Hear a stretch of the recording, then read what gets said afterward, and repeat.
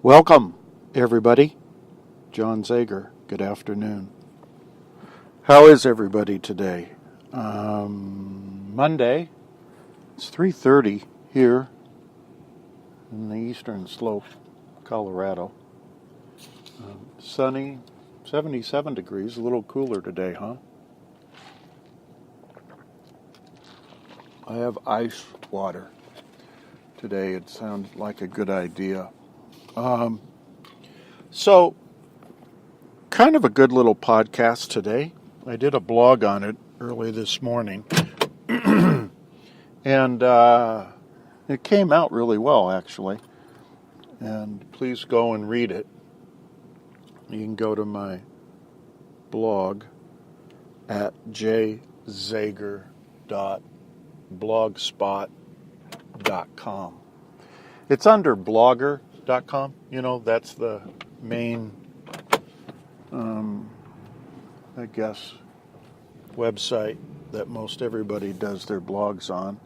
And then you have a subcategory, which is what I've got, which is jzager, J-Z-E-G-A-R, dot, blogspot, B-L-O-G-S-P-O-T, it's all one word, .com. And it's a good read. You can also get into all my other blogs that I do every single day. Let's see. Obviously, I'm doing it off my iPhone. We're actually leaving doing research, and we're heading out of here. So we're going to be doing some driving, and I'm going to be doing some talking. Other paperwork just to get done. Let's see. You can always find me on iHeartRadio with my podcasts. If you subscribe, to John Zager podcast, I think it's under Thoughts and Travels, John Zager. You can subscribe, and they'll let you know when the podcasts come up, the new ones. They'll let you know ahead of time when the when the podcasts are going to go live. You can also go to YouTube, my channel, which is John Zager, and subscribe, like and subscribe, and they will also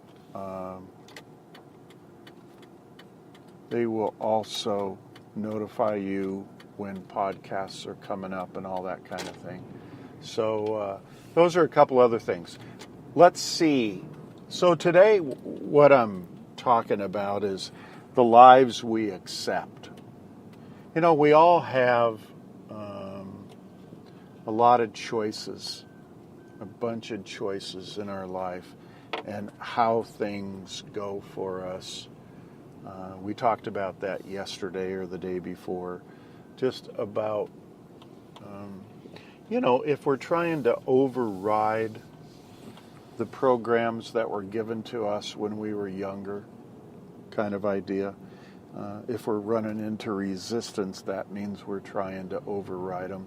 If we're not having any problems, then obviously, we're accepting of the programs that were given to us, the beliefs, systems that we were given at an early age. But what I'm kind of talking about today is look around us. I look around every single day. Here I am driving, paying more attention to these people and that kind of thing. But, people seem to be struggling. They seem to accept less than what they should be getting. The universe gives us a good life. And it wants us to be happy, and it wants us to do well and succeed and all that good stuff. But for some reason, we're not looking for or asking for enough. People are working long hours, seems like, for not enough money. That's lowering your standards. Not going and getting the job that you're qualified to have. Not having the confidence to get the kind of job you need to be doing. That's lowering your standards. Look at how people struggle with their homes and their vehicles. I see a lot of people, at least wise I bump into, maybe you guys don't, and that's okay. But, yesterday I had a couple guys come up to me yesterday and ask for a jump. Oh, geez. Okay, sure, happy to do that, but why did it get to this point that you need to ask for a jump? Well, they're accepting standards that are less than what they should be. They're not making or earning the money that they're qualified to earn. Look at and I'm kind of close to this categories, and you guys all know that, so I talk about it, but look at the homeless people. Good golly.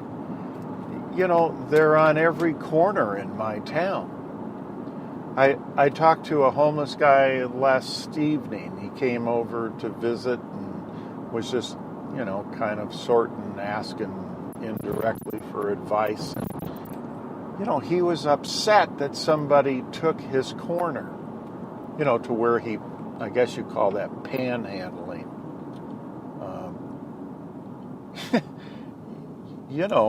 It's standards that we live by.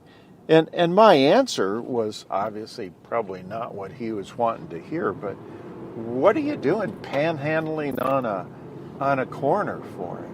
And why are you settling or accepting for the fact that that's what you have to do to generate money? You're a well-qualified person in the trade industry. Why aren't you finding a trade? Working for contractors or subcontracting or whatever the case might be. What are you doing? Doing on a corner, looking for $6, $8 or something like that on a hot day. Standards that we're willing to accept. Another guy came up and was telling me he was heading out of town, take a trip and go to the Western Slope and all that, and he made it as far as Denver, and his truck kind of like broke down. And, this sad saga of that dilemma. And it's just not maintaining his truck. Now, I don't know why he's not maintaining his truck. Maybe he doesn't have enough money. I don't know. But twice, whether he has enough money or whatever, or he's not taking care of his truck, that's accepting standards that are below what he should be doing.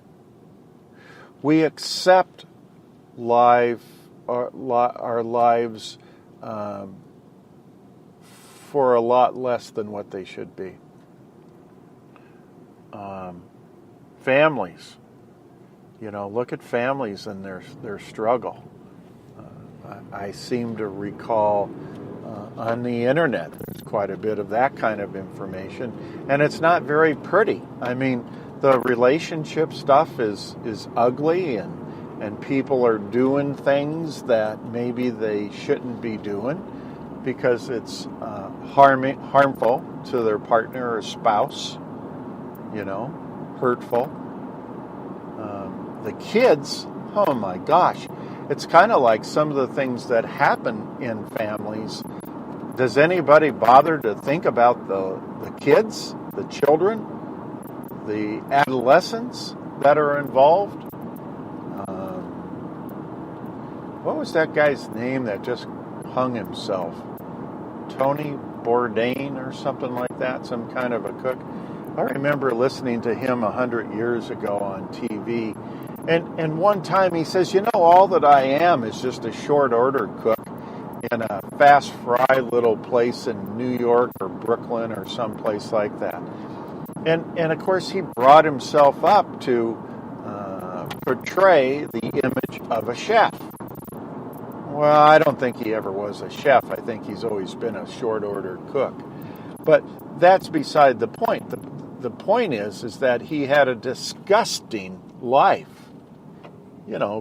between all of the whatnot stuff that he was involved in. I won't get into any of that kind of stuff, but, hung himself.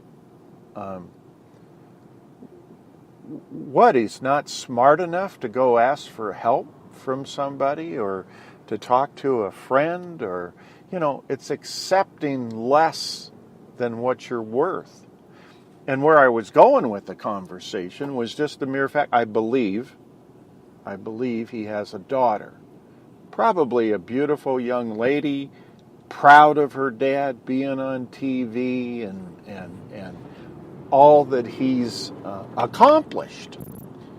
Irregardless of what I think of him, it doesn't matter. It's he did accomplish a lot, probably in the eyes of his daughter.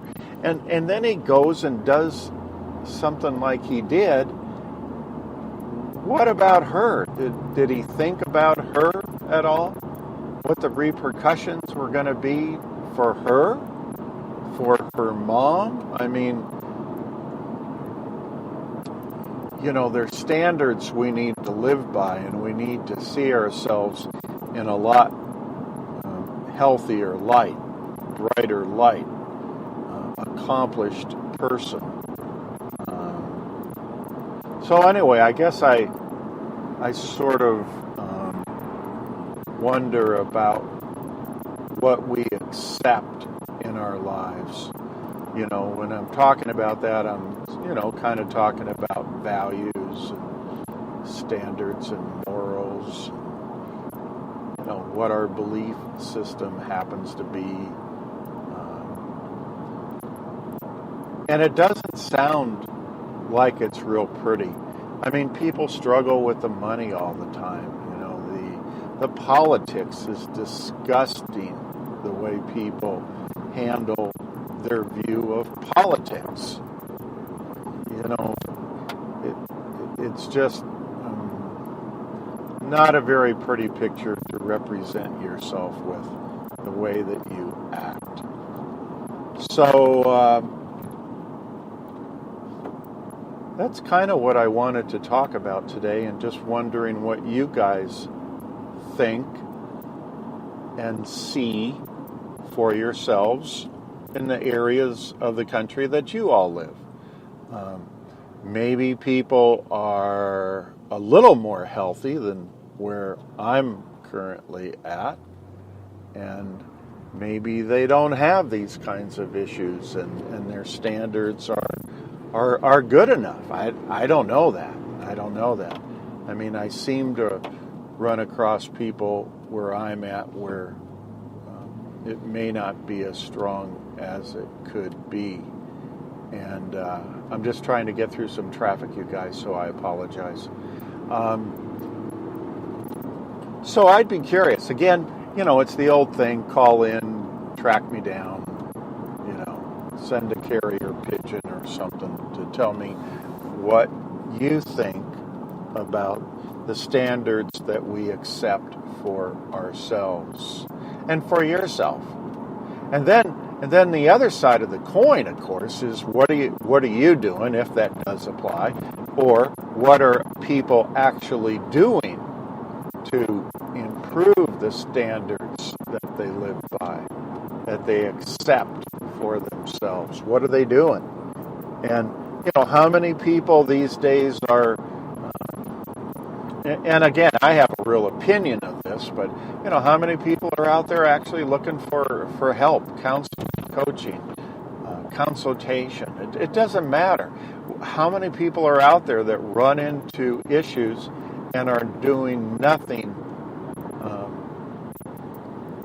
to improve, that situation, whatever that problem happens to be in their life?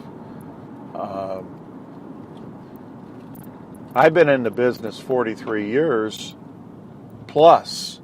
I think I'm just going to leave it at 43 plus forever. But,